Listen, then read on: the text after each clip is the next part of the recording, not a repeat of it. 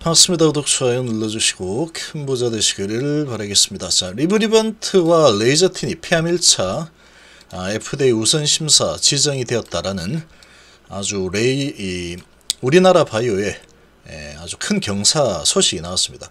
자, 최근에 우리나라의 바이오 기업들이 이제 슬슬 힘을 발휘하고 있죠.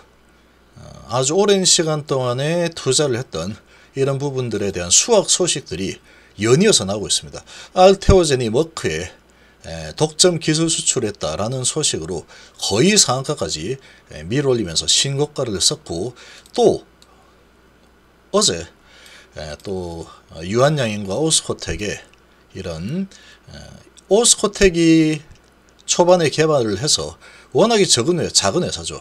유한양행이 기술인 라이선스 인을 하고, 그리고 유한양이 개발을 해가지고 또 이 부분에 대해서 어느 정도 이렇게 자리를 잡은 후에 얀센으로 다시 또 기술 수출했죠. 워낙에 이제 좋은 약물을 발굴한 겁니다. 오스코텍에서 발굴했죠. 근데 워낙에 작은 회사다 보니까 자금력이 약하죠. 그러다 보니까 큰 회사인 유한양행이 오픈 이노베이션 열심히 하고 있습니다. 이 회사가. 그래서 얘가 받아가지고 하다가, 야, 삼상은 나도 부담이야. 이 삼상하는데 HM이 봐서 알겠지만 삼상하는데 시간이 한 4, 5년 걸리고 돈이 5천억 정도 들죠. 어마어마한 돈이 듭니다. 엄청난 돈이 드는데 그렇게 하기에는 우리도 부담돼. 그러니까 일반적인 길대로 우리는 정석대로 교과서대로 가겠습니다. 교과서대로 가는 게 기술 수출하는 거죠. 하다가 실패하면 어떡해요? 큰일 나지. 난 그런 리스크 안지 않겠습니다. 이런 케이스라고 보시면 됩니다. 그게 정석입니다. 안정적이죠. 안정적이지만 만약에 성공하면은 나중에 조금 별로 좋지 않습니다. 왜? 가장 많이 먹는 거는 얀센이 제일 많이 먹습니다. 제일. 삼상한데 돈이 제일 많이 들기 때문에 리스크까지 않고 아주 큰 돈을 투입한 얘들이 당연히 제일 많이 먹는 게 당연한 겁니다. 그리고 로얄티 주는 거죠. 야, 고마워 하고 로얄티 이렇게 주고, 또 얘들도 고마워 로얄티 주고. 그러니까 세 명이서 나눠 먹는데 얀센이 가장 크게 먹는 거다, 이렇게 보시면 되고, 유한양이도 당연히 수익이 많이 나겠죠. 이렇게 폐암 1차니까 얼마나 이게 돈이 되겠습니까? 유한양이도 먹는데 또 받아가지고 콩고물 이렇게 되는 거죠. 이렇게. 자, 그래서 HLB 유한양행하고 봤을 때 메리트가 어떻게 될까?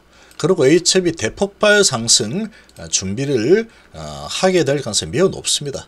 지금 이 바이오의 훈풍이 계속 불어오고 있는 그런 분위기고, 지금 바이오가 상당히 계속 에너지를 응축했다가 쏘아 올리는 에너지가 일어나고 있죠. 자, 이 기술 수출 소식이 나오고 양봉을 유지하는 게 사실 쉽지 않습니다. 기관이 팔아버리죠. 이렇게 나오면 선반영, 그래가지고 팔아버리는 게 우리나라 증시의 국룰입니다. 국룰. 자, 이런 상황인데, 자, 24%나 올라선 상태에서 갭을 띄우고 시작을 해서 급등을 시키고 마무리까지 했다. 엄청나게 돈을 엄청나게 많이 쓴 겁니다. 엄청나게 많이 쓴 겁니다. 2% 하락했죠. 시간에서 2% 정도 하락할 수 있는 겁니다. 하락할 수 있다. 근데 외인은 들어왔고 기관은 매도했죠. 자, 이게 봉을 세워가지고 양봉을 세워서 보통 이렇게 이제 올렸다가 내려치는 맛배기 있죠. 윗꼬리 쭉 다는 거. 이런 건 돈이 얼마 안 됩니다. 쭉 올렸다 위에서 팔아버리면 되기 때문에 얼마 돈을 안 써야 된다. 근데 이렇게 밀어붙여가지고 양봉을 이렇게 만드는 거든 세력이 돈을 무지막지에 쓴다는 겁니다. 이 매도 물량이 나오는 거를 내가 다 받아줄게. 그래. 너 그래. 팔고 나가라. 그래. 네 물린 거 내가 다 받아줄게. 하고 올린 거예요. 그러니까 또 올려버리죠. 이렇게. 아주 강력한 힘이다라고 보시면 돼요. 자, 이 소식이 나왔는데 추가적으로 유한양행의 이런 소식이 또 나왔죠. 그래서 유한양행이 또 한번 크게 올라섰죠. 외인기가 많이 들어왔고, 얘는 위치가 여기서 이제 시작하는 위치다 보니까 지금 올라가서 윗골이 좀 달았지만 상당히 강하게 4% 유지를 잘 하면서 마무리를 했다. 그리고 시간에도 올려버리죠. 외인기업이 들어왔으니까. 자, 그리고 오스코텍 도 마찬가지의 움직임이 나오죠. 엄청나게 내려서 완전히 조정을 시킨 후에 쌍바닥 잡아주고 거래에 실어서 밀어 올린다. 그리고 224일선을 윗꼬리 길게 달았죠. 외국인 들어왔죠. 기관도 들어왔죠. 사모펀드 좀 매도 나왔지만. 자, 그리고 자, 시간에서는 좀 올리죠. 수급이 양호하기 때문에 그렇다. 자, 아무튼 이렇게 진행이 되었는데 결국은 그런데 이익률이 어느 정도 되느냐, 이익률이 어느 정도 되느냐라고 보면은 로열티를 받는 겁니다. 로열티. 자, 그럼 이렇게 보면 됩니다. 이렇게. 자, 이 HLB가 리보세라닙에 대한 로열티를 중국에서 받죠. 근데 워낙에 옛날 상황이다 보니까 아주 초창기에 기술 수출을 한 상태이죠. 엘레바가. 그런 상황이다 보니까 그때 당시에는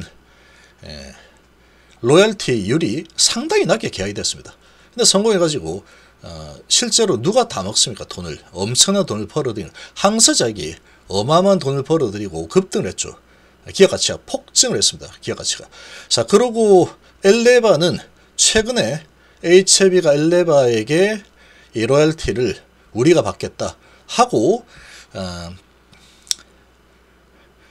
이 로열티를 권리를 가져왔죠. 돈 주고 사왔습니다. 사왔는데 들어오는 로열티를 보면 얼마 안 됩니다. 얼마 안 되죠. 자, 그런 상황입니다. 근데 이제 오스코텍하고 유한양 같은 경우 최근에 그래도 이제 임상 한 이상까지 하고 넘겼기 때문에 로열티율이 꽤 될 겁니다. 아마도. 로열티율이 어느 정도 꽤 될 거다. 뭐 12%에서 20% 정도, 그 사이 정도 되지 않을까 싶은데, 받아가지고 다시 그 중에서 또 일부는 또 오스코텍으로 또 줘야 되겠죠. 그러다 보니까 그게 이 영업이익률로 따지면 매출 대비 영업이익률을 아주 미미할 수밖에 없다. 지금 뭐 항서작이 23년도에 7천억 정도의 리보세라닙의 수익을 거뒀는데 로열티 수입은 얼마 안 되죠. 얼마 안 된다라는 거죠. 자, 그런 상황이다. 그래서 오스코텍이나 유한양하고 비교를 한다면 좀 차원이 좀 다릅니다. HLB는 지금 뭐라고 하고 있습니까? HLB 같은 경우에는 지금 진영을 아주 자신있게 얘기하고 있죠. 자, 아주 자신있게 정말 어마어마한 뚝심으로 16년 동안에 밀어붙인 정말 엄청난 인내심의 소유자다. 그 뚝심의 소유자다. 이거는 누구도 이거에 대해서는 인정을 안 할 수가 없습니다. 솔직하게. 정말 대단하신 분이다. 이거는 정말 대단하신 분이다. 그렇게 볼 수 있죠. 근데 워낙에 그동안에 워낙에 주가 가지고 너무나도 속을 많이 또 탔기 때문에 우리 주주분들이 좀 좋게 안 보고 뭐 그렇게 했지만 어쨌거나 지금은 상당히 좋죠. 그래서 지금 HLB 같은 경우에 매출이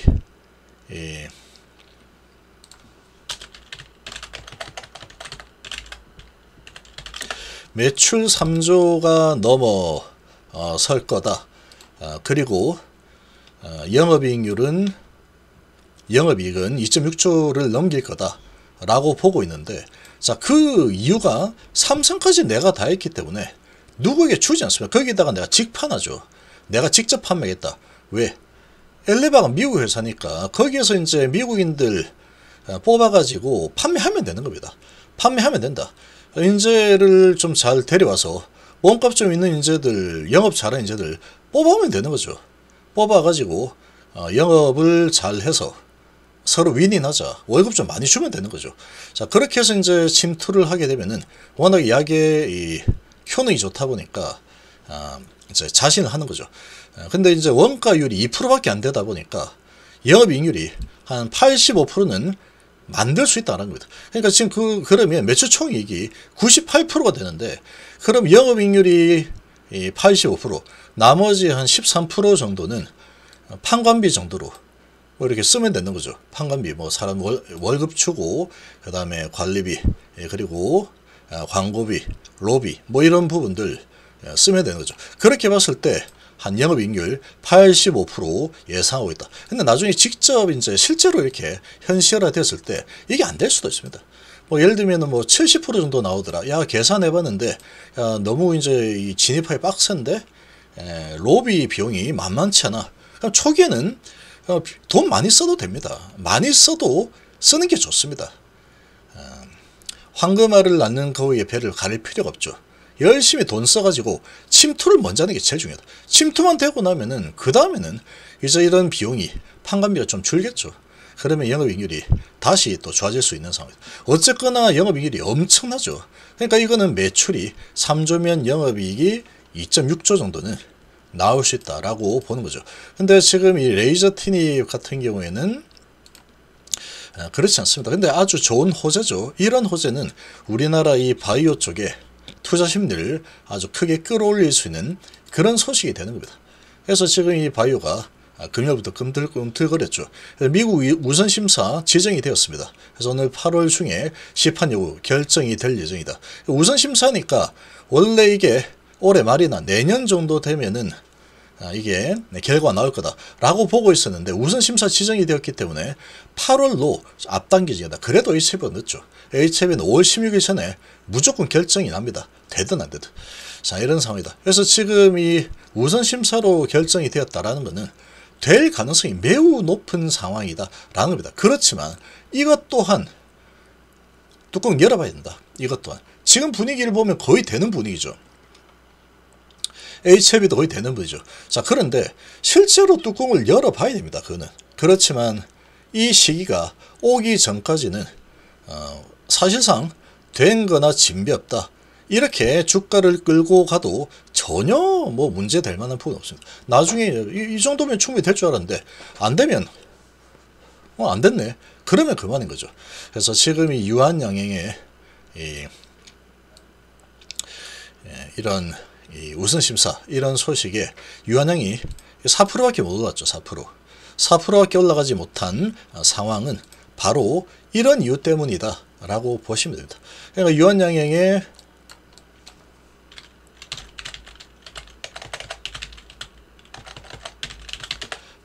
이 파괴력으로 본다면 얘가 시총이 HB보다 낮죠. 5조 3천억인데 HM 10조니까 2배죠. 자, 그런데 얘는 지금 뭐 재무도 좋고 매출이 1조 8천억이 나오고 있고 그러죠. 그런데 영업이익이 얼마나 형편없죠. 영업이익률이 3.3%. 이게 제약회사다 보니 그렇죠. 자, 그런데 신약 개발을 해가지고 판매한다 그러면 영업이익률이 많이 올라갈 겁니다. 그럼 얘도 상당히 이제 주가 상승 열이 있겠죠. 그러나 손에 쥐는 콩고물은 HLB에 삼성까지 해서 직판을 해가지고 벌어들이는 거하고 로열티 수입을 받아서 오스코텍에 또 나눠주고 이렇게 하는 거하고는 천지 차이라고 봅니다. 천지 차이. 실제로 제일 많이 먹는 거는 얀센이 돈을 제일 많이 가져간다. 그러니까 지금 HLB는 얀센이 가져가는 거, 유한양행이 가져가는 거, 오스코텍이 가져가는 거 이걸 HLB 혼자서 다 독식을 하는 거죠. 그러다 보니까 파괴력적인 측면에서는 유한양행보다 HLB가 스토리적으로 봤을 때 성공하고 침투를 예상대로 잘 진행하고 50% 점유율을 가져간다. 유한양행도 마찬가지 비슷하게 뭐 계획이 있겠죠. 그 계획대로 된다는 가정하에 이 파괴력으로 보면은 상대가 되지 않는 거다. 그렇게 봅니다. 그러니까 지금 이 소식이 나와도 주가 움직임이 조금 시큰둥하죠. 그렇지만 좋습니다. 아주 좋은 소식이고 주가를 세력들이 상방으로 컨트롤해서 얼마든지 올라갈 수 있는 이런 좋은 호재가 나왔다. 이런 소식은 이 바이오 쪽에 전반적으로 좋은 영향을 미치게 될 겁니다.